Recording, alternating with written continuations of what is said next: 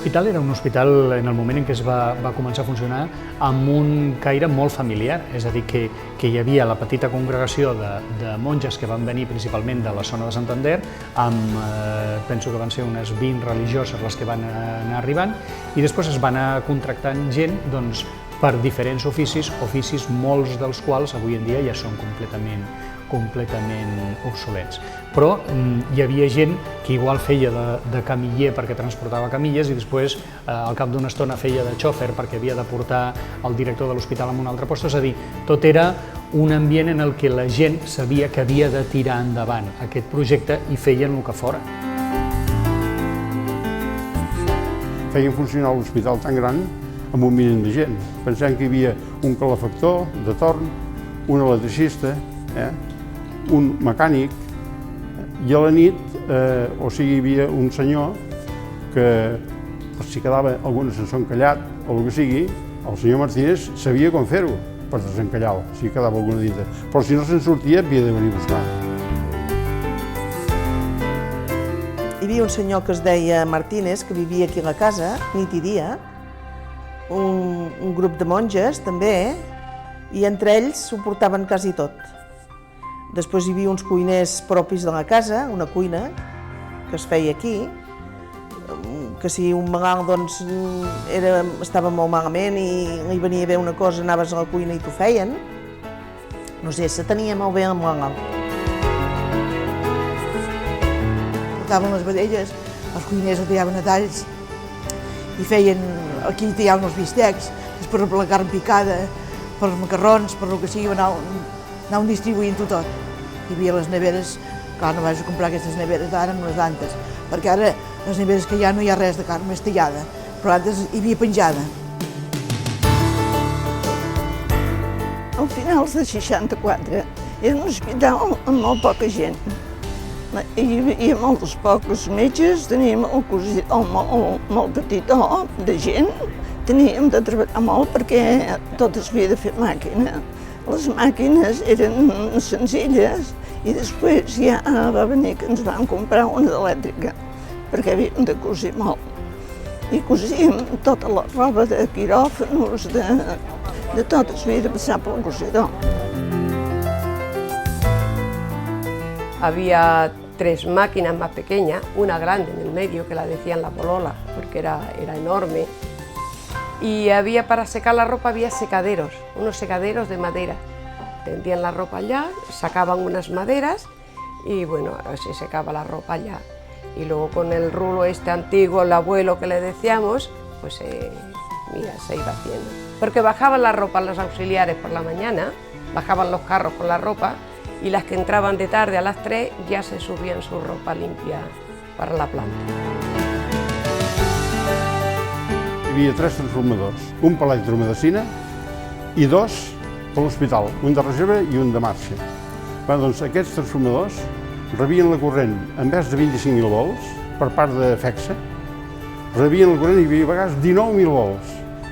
Llavors què passava? Els ascensors no podien amb el pes de la gent, hi havia una tensió dolentíssima i ja se'ns van veure obligats a haver d'aixecar els transformadors de dintre el bany d'oli que tenen i eliminar tomes d'alta tensió perquè poder fer trampa, per així no tenir els problemes tan grossos que tenim a l'hospital.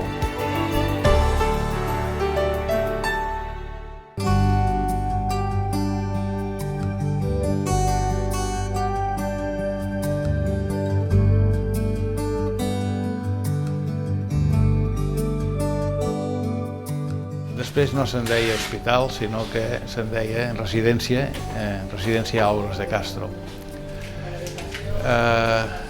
Era un hospital eminentment quirúrgic, pràcticament no hi havia medicina interna i molt pocs altres serveis com podia ser obstetrícia, ginecologia, pediatria, però bàsicament era cirurgia, una cirurgia amb un to una mica menor, eren diversos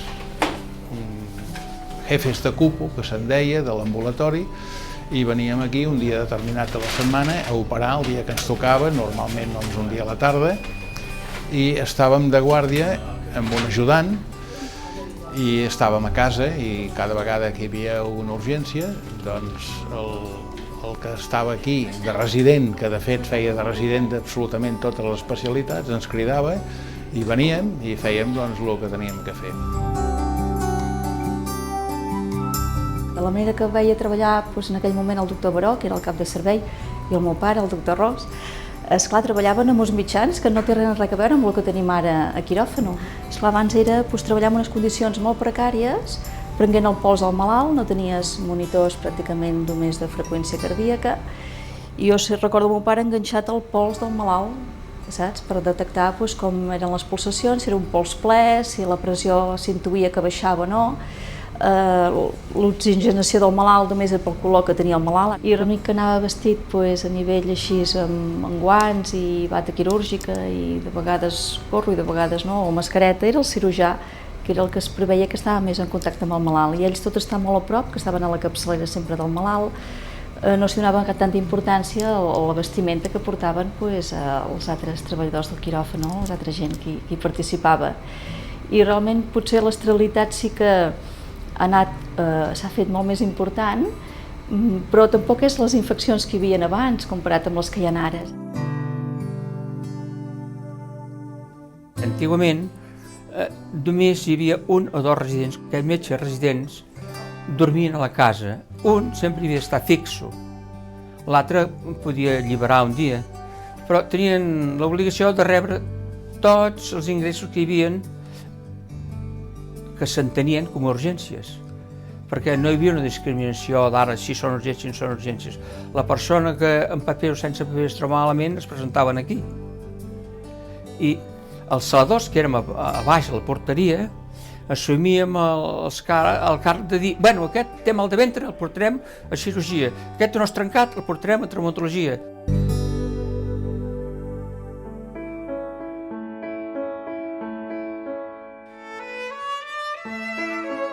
Controlava molt el tema de la uniformitat, que les bates fossin prou llargues.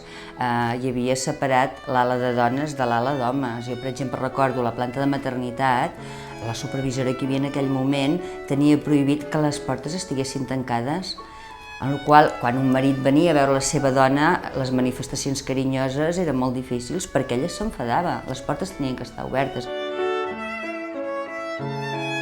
Jo el que més recordo d'aquells quiròfans d'abans era una figura que és Sor Catalina, que era una hermana que es cuidava de tot el material de quirúrgic i d'esterilització, i tot passava per les seves mans i cridava l'atenció com venien els metges a operar els quirúrgics, que normalment eren senyors grans, jo els veia grans, molt respectables, molt serios, però que alhora tenien un respecte molt gran per aquesta hermana, que era molt petita, molt poca cosa, però que ho portava tot ella. Las enfermeras no podían atender al enfermo de ginecología, si en todo integralmente sí que lo podían atender, pero el de urología no. Entonces yo cuando llegué me encontré con un señor que corría por el pasillo, pero desesperadamente, de verdad. Desesperadamente, digo, ¿qué tiene? Y dice, porque llevo 24 horas sin orinar. Bueno, esto no pasa nada, espere, yo le llevo un momento y esto se lo arreglo enseguida. ¿Verdad? Me puse a sondar el enfermo y en esto ya entró la enfermera y se queda con cara asombrada. Y dice, ¿qué hace? Digo, pues sondando el enfermo, claro. Y entonces yo hablé con los médicos y dijimos, a formar parte de todo, a formar toda la enfermería en que atiendan íntegramente al enfermo, sin fijarse la anatomía que le toca. Y así nació el servicio de urología.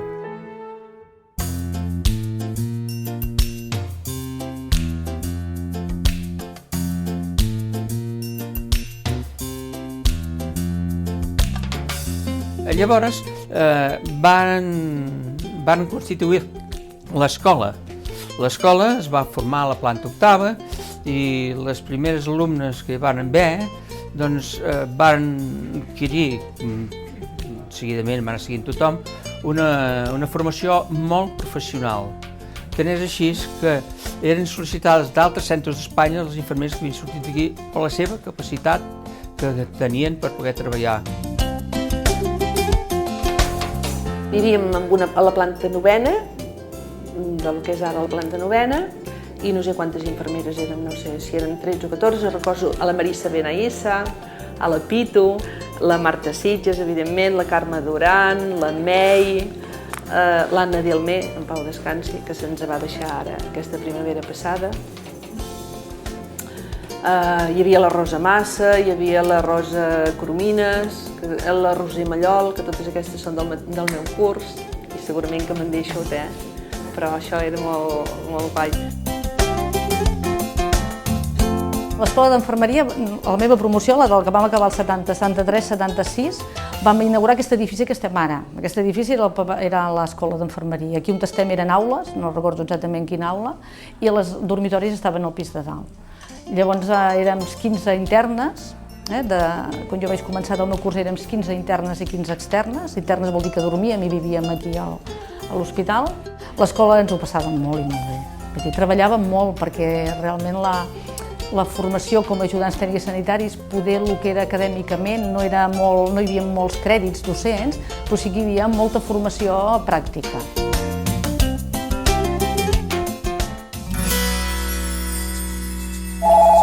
Hospital de Girona, bon dia. Hi havia hagut un sistema de megafonia, però abans encara hi havia hagut una altra cosa. Era unes llums posades estratègicament per tot l'hospital. Era una columneta que n'hi havia moltes de repartides, amb 5 llums, i llavors cada una tenia un número.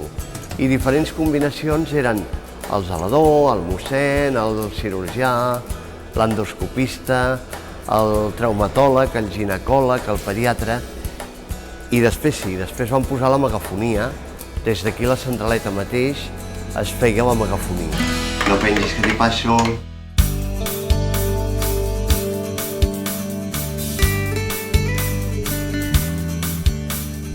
A poc a poc s'anava incorporant gent que, com jo mateix, hi ha altra gent que encara estan treballant a l'hospital, d'algun d'ells que ja han marxat, i ja s'estaven acabant les fases de jerarquització de l'hospital.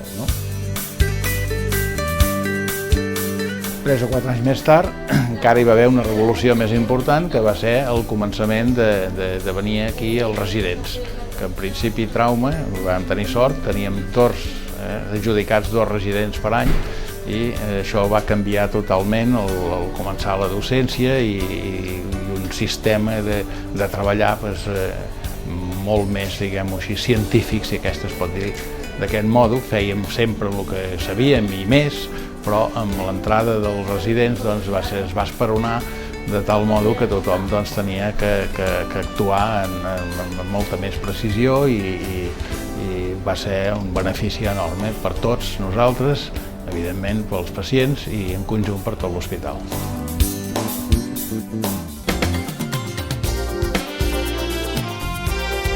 Nosaltres ens vam incorporar, van començar a incorporar-se les secretàries el que és ara les secretàries de planta. Que vam arribar aquí un bon dia, el dia que vam arribar ens van col·locar al passillo de cada planta i ens van deixar allà. I a partir d'allà vam anar organitzant tot el que són les feines de les plantes. A fer les altes, a fer tota aquesta sèrie de coses. L'admissió es feia tot en fitxes i durant molts anys fèiem les coses, teníem unes fitxetes de la gent que entrava, fèiem entrades i sortides i teníem uns arxivadorets petits i allà es feia tota màquina.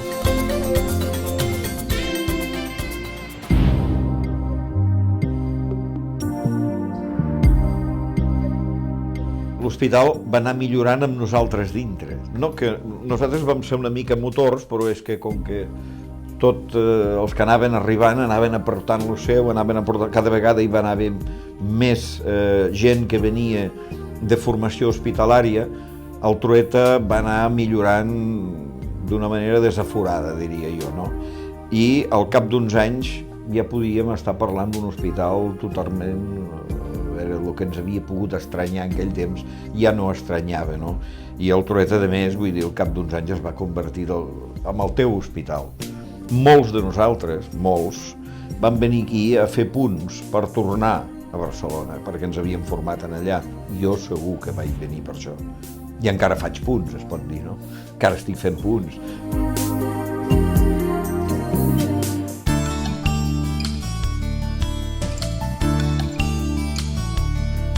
I la feina completament diferent, vull dir que la feina, bueno, diferent, molt més estressada, hi havia menys material, menys metges també, menys personal, o sigui que tenies que estar molt més hores a l'hospital, feies menys, o sigui, a vegades només tenies un dia del mes de festa, un diumenge o així, vull dir que...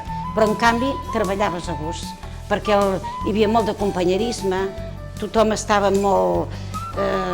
ens ajudàvem tots mútuament. Les infermeres es repartien les tasques, no els malalts. Llavors, una infermera es dedicava a fer, aprendre totes les constants dels malalts, de tots els malalts que hi havia a la planta. Un altre s'encarregava del passi de visita, un altre les cures que es tenien que fer si eren malalts quirúrgics. Vull dir, tu anaves treballant en tots els malalts però amb un aspecte de cada malalt, no tractaves el malalt. Por la tarde el hospital prácticamente se quedaba sin nadie, por lo menos en los primeros tiempos. Luego ya cuando empezó a haber más trabajo, no, pero al principio hacia las 4 o las 5 de la tarde todo el mundo marchaba y nos quedábamos nosotras para intentar solventar como podíamos lo que había.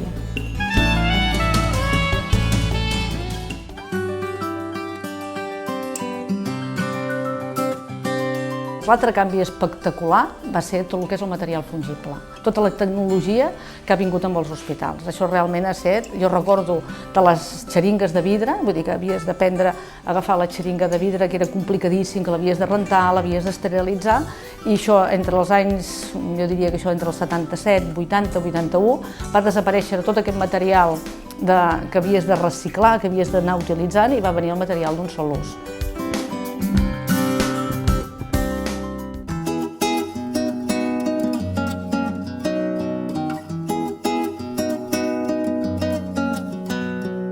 Per raons una miqueta estranyes, a l'any 80 vaig accedir a ser director de l'hospital, perquè el director que hi havia un senyor que es deia Pablo Mosquera, em van trucar un dia i em van dir que ell s'anava a fer un curset d'un parell de setmanes o 3 a Madrid i que durant aquelles 2 o 3 setmanes que el substituís, si s'havia de firmar algun paper, no?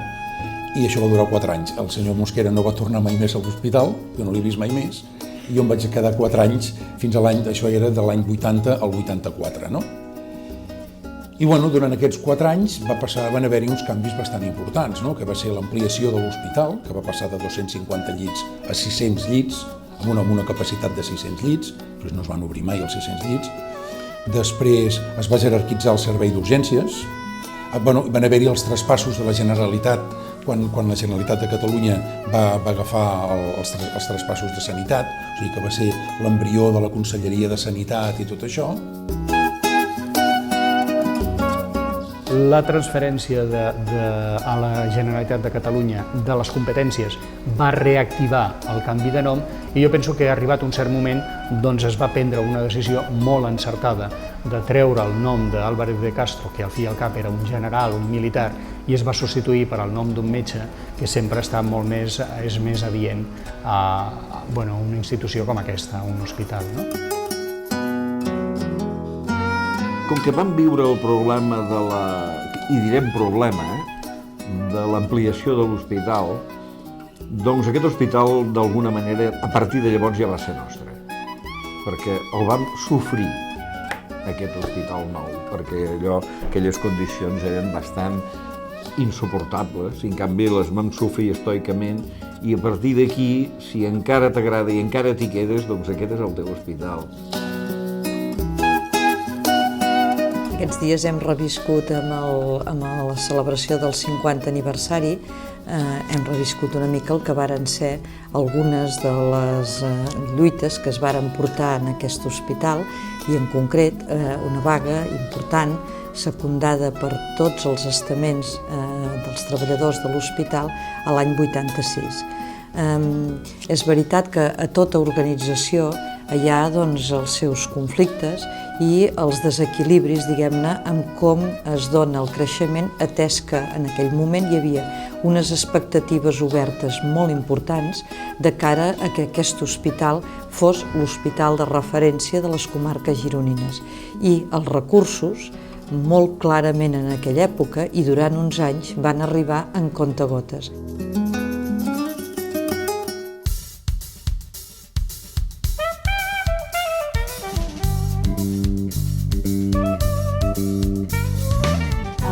el contingut de l'escola, i llavors érem persones que estàvem una mica compromeses, i mira, vam optar a la direcció d'infermeria i en aquell moment hi havia un administrador i un director que ens van donar suport i vam optar a aquesta direcció d'infermeria i vam seguir una mica amb aquesta línia de modernitzar projectes, com per exemple els torns d'enfermeria.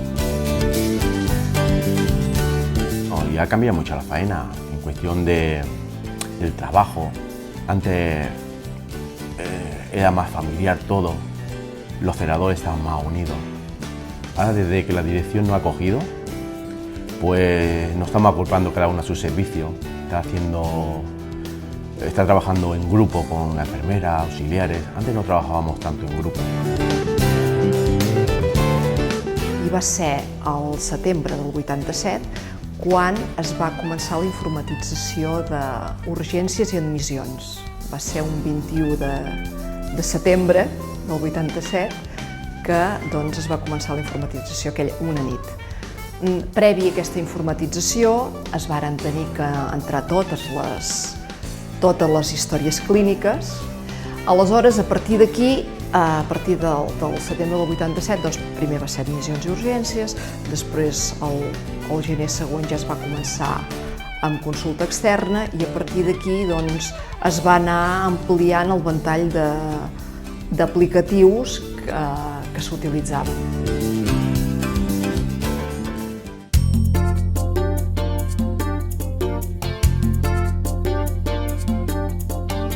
Jo penso que també hi ha hagut una sèrie de professions paral·leles que a poc s'han anat integrant a l'hospital i això vol dir des d'una mestra per donar classes amb els nens que estan aquí a unes treballadores socials que afavoreixen la sortida dels malalts, és a dir, el concepte d'hospital puesto on es va rebre una assistència exclusivament mèdica ha canviat i ara això és una assistència integrada, penso que molt més bona que no pas la que inicialment s'estava donant. El treball social hospitalari forma part de tot el procés assistencial, no? Llavors, el fet que es creessin altres unitats, com la unitat d'atenció a l'usuari o la UFIS, cada vegada han anat definint més el meu paper aquí, no? Perquè al final tot el que no era sanitari era social.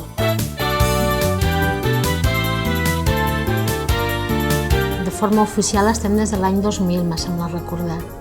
Però clar, treballar com a UFIS des de l'any 97. I llavors s'ha anat fent, el que fem és valoració i orientació a domicilis o centres.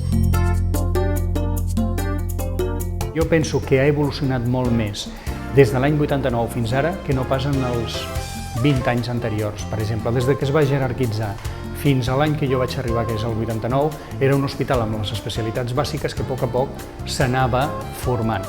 Però a partir d'aleshores va incrementant-se el nombre d'especialitats i aleshores jo penso que ara ja és un centre de primer i alt nivell.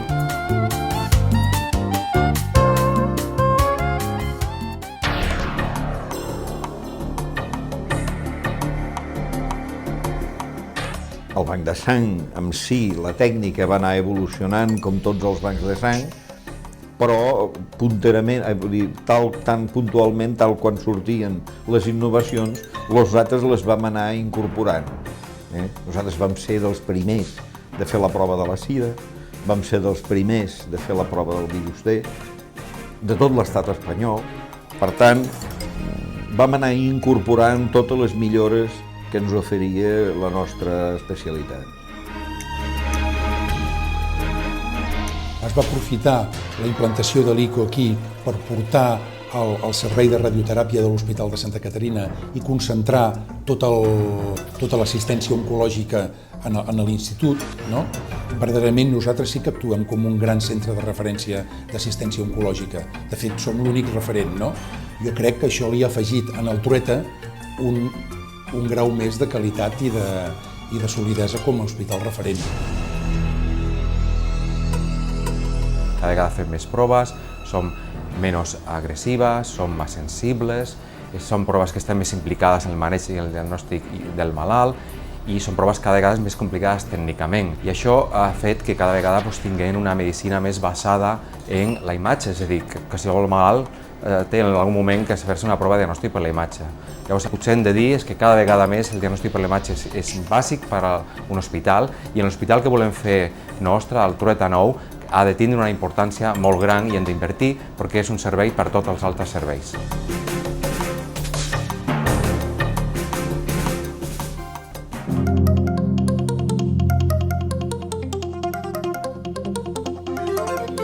Es pretén que la informàtica tingui una part molt important, o sigui, des de la història clínica, la història compartida a nivell d'ICS i a nivell de CatSalut, i després doncs, de que tot el tema d'imatge, que també, i de totes les proves diagnòstiques, amb tota la imatge que suposarà, crec que estarà per aquí quan puguem dir que amb una sèrie d'aplicatius puguem tenir tota la informació dels pacients i que ara en aquests moments doncs, la tenim repartida amb moltes petites parcel·letes, no? I a vegades tenim coses en paper, tenim coses en ordinador i clar, la gran revolució serà quan hàgim de puguem substituir totalment el paper per un registre informàtic. Un nou Trueta no és només un nou edifici, una ubicació molt més harmònica dels nous serveis i de la seva capacitat de crear unitats funcionals i de coordinar i fer la continuïtat assistencial del pacient, sinó que un nou Trueta és també una nova organització. És a dir, perquè els serveis es comuniquin i estiguin sobre les necessitats del pacient, vol dir que l'organització de previ ha de respondre a tot això. Un nou Trueta vol dir també sistemes d'informació compartits, vol dir nous sistemes de diagnòstic per la imatge, vol dir instaurar molt més tot el que són els serveis de proximitat i tot el que és la cirurgia sense ingrés, vol dir bàsicament un hospital que pugui respondre als nous requeriments assistencials d'especialitat, però que alhora estigui molt connectat amb la comunitat a través de la seva coordinació amb els serveis d'atenció primària. Jo diria que el nou Trueta acabarà de permetre que aquesta organització amb voluntat de cooperar i de donar el servei de referència ho pugui fer-ho en l'estructura adequada.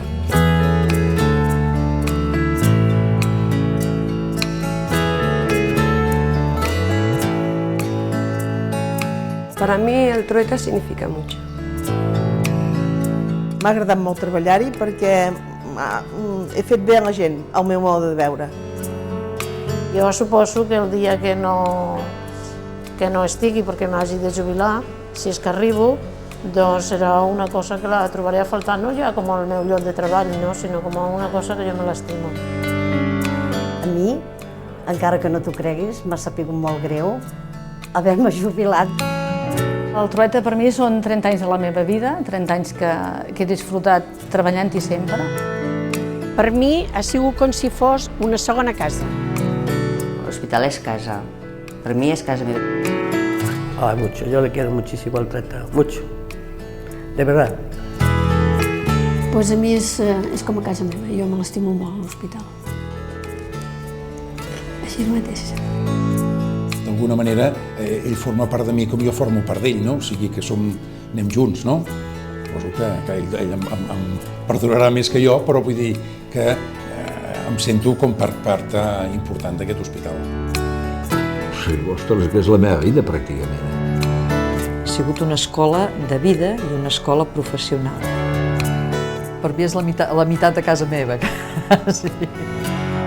Ha sigut una mica casa meva, no? Durant molts anys. Sí, sí.